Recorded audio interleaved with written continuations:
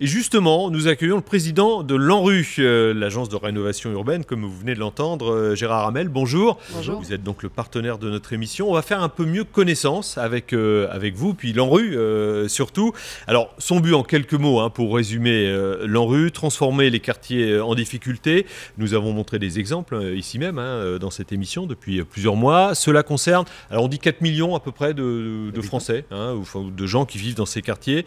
L'origine de ce programme, c'est le programme national de rénovation urbaine, année de naissance 2003. Alors le bilan, c'est la première question qui nous vient à l'esprit. Presque 10 ans plus tard. Un premier bilan, oui, presque 10 ans plus tard. Ça date de 2004. Le démarrage a été fait sous l'impulsion de Jean-Louis Borloo à l'époque, en 2004. Et l'Agence nationale de rénovation urbaine s'est mise en place à ce moment-là. 490 quartiers sont concernés, 43 milliards de travaux sont engagés. Aujourd'hui, on peut considérer qu'il y a déjà une centaine de quartiers dont les opérations sont terminées et qui permettent de commencer à faire un premier bilan.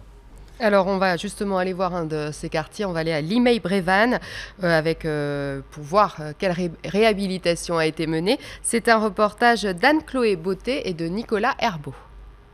Là,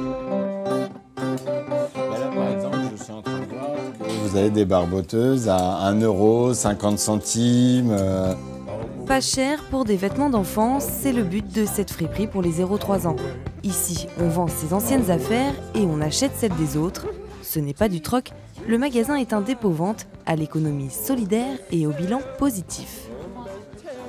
On a quand même créé 4 emplois grâce à cette friperie. On a redynamisé le centre commercial et on a redonné de la vie.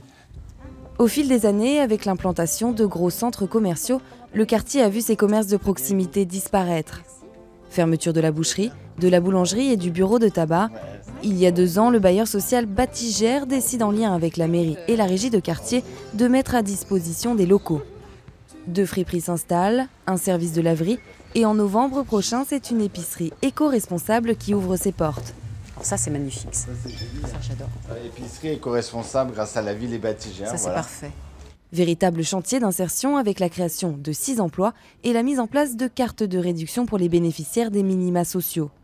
Un projet solidaire qui a pour volonté d'apporter une offre différente. D'abord, c'est un concept de vie pour les habitants du quartier, parce que descendre de chez soi et avoir une baguette de pain bien fraîche, c'est quand même plutôt sympa. Puis retrouver cette convivialité qui fait qu'on a son épicier à portée de main, on le connaît, on papote, on échange, on se dit bonjour, on se dit au revoir. Voilà, c'est la vie. Une redynamisation des commerces qui s'inscrit dans la rénovation du quartier Saint-Martin.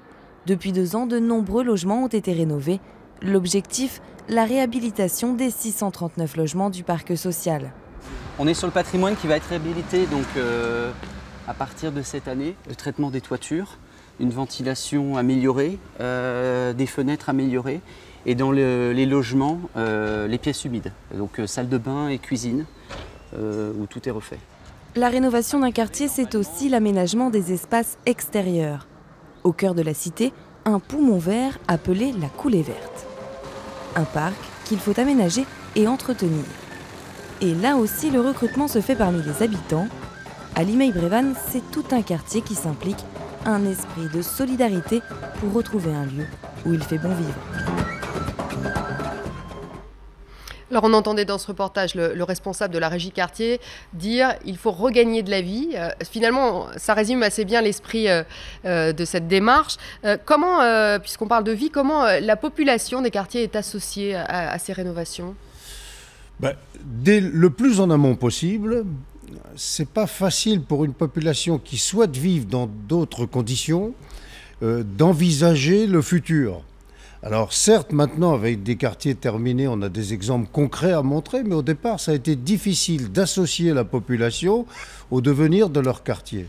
Mais on voit bien là qu'au-delà du bitume et du béton, au-delà des travaux importants qui ont été faits, de désenclavement, de transport, de réaménagement de services publics, on voit bien que c'est tout un cadre de vie, toute une nouvelle vie qui est en train de s'installer pour les habitants des quartiers, notamment avec cet espoir au travers de l'insertion, on le sent bien, que ce soit avec le commerce solidaire, que ce soit l'insertion professionnelle au travers de régies de quartier, c'est aussi toute autre chose qui est en train de naître et qui redonne de la dignité aux habitants de ces quartiers. Oui, parce qu'il y a la concertation en aval que vous expliquez sur la conception, hein, mais il y a aussi donc ces emplois. Alors, on a vu qu'il y avait, j'ai noté 6 emplois pour l'entretien des espaces verts, et puis tous ceux qui se trouvaient dans les friperies. Enfin, voilà, donc les gens travaillent, vivent, rénovent dans ces quartiers. C'est le plus important, c'est votre but. Au-delà de l'urbain, il faut trouver un lien plus fort encore avec l'humain. C'est ce qu'on cherche à faire au travers de l'emploi, mais c'est aussi ce qu'on cherche à faire dans la gestion du cadre de vie au quotidien. La propreté, la sécurité, l'éducation, la famille, tout ça doit reconstituer un lien social dans les quartiers, au-delà vraiment de la rénovation urbaine. Alors tout ce qu'on a vu et tout ce que vous dites doit donner envie à beaucoup d'habitants de quartier. Comment vous faites le choix de quel quartier vous allez réhabiliter ? Alors ce sont des quartiers qui sont classés d'abord en zone urbaine sensible avec des critères bien particuliers qui permettent, en mesurant le degré de chômage, le niveau de scolarité des enfants, bien des critères, le degré d'insécurité dans le quartier, etc., qui permettent de classer les villes par ordre croissant de difficultés dans les zones urbaines sensibles. À l'origine de la rénovation urbaine, et quand l'Agence nationale de rénovation urbaine a pris cette opération, c'était 185 quartiers, je crois, ou 185 quartiers de base les plus prioritaires. Ensuite, ça a été étendu à d'autres quartiers, mais toujours sur ces mêmes critères, en ordre croissant ou décroissant de priorité. Alors, vous citez ces quartiers 189 prioritaires. Il y a des noms qui reviennent malheureusement toujours dans l'actualité, malgré les rénovations en matière d'insécurité, en matière de chômage. D'où la question, un peu provocante, mais quel impact ont eu ces rénovations, puisqu'on parle toujours de temps en temps de ces quartiers? Alors, moi, je suis évidemment, voyant ces quartiers, considérant les 100 déjà terminés, ce sont des changements profonds qu'il y a dans les quartiers. On a des exemples, je ne peux pas tous les citer, mais si je parle de la Duchère, à Lyon, la Duchère d'aujourd'hui, ce n'est pas celle d'hier. Si je parle du Val-Fouré à Mantes, il faut aller à Mantes pour voir la vie complètement changer dans ces quartiers, avec l'initiative privée qui est venue, des équipements publics, des constructions d'hôtels, une école d'infirmières. On fait revivre ces quartiers, on les réintègre à la ville. Il y a bon nombre d'exemples à Grenoble, à Angers, alors que ce soit particulièrement focalisé là sur l'emploi, de l'autre côté sur la maîtrise de l'insécurité, de l'autre côté sur la prise en compte de la scolarité, de réamener dans ces quartiers du commerce, de la vie finalement, de la vie. On a quand même bon nombre d'exemples qui montrent aujourd'hui que la rénovation urbaine, c'est d'ailleurs, je crois pouvoir le dire, unanimement reconnu, quelles que soient les tendances politiques des élus qui ont fait cette rénovation urbaine. Dernière question rapidement. La volonté politique, elle est là, hein, de droite comme de gauche. Oui. Mais est-ce qu'il y a encore de l'argent pour financer ?